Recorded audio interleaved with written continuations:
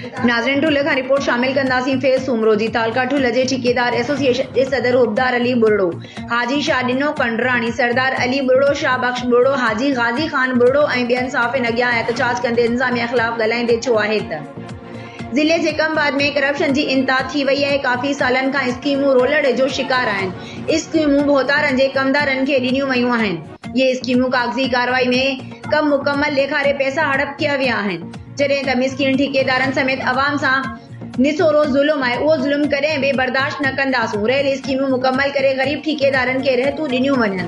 हिननि जो त DC Jacobabad Mohammad Yousuf Shaikh Abu Bakar Sadhayo, roads incharge Khalid Shaikh, building engineer Kashif Ali Sadhayo, SDO Nazir Shaikh ऐं ॿियनि करप्ट ऑफिसरनि जे ख़िलाफ़ कानूनी क़दम खणी रहियल स्कीमूं मुकम्मल कराई। ग़रीब ठेकेदारनि सां इंसाफ़ कयो वञे, वरना करप्ट ऑफिसरनि ख़िलाफ़ कोर्ट में वेंदासूं। उन खां अलावा एहतजाजनि जो बि सिलसिलो शुरू कयो वेंदो।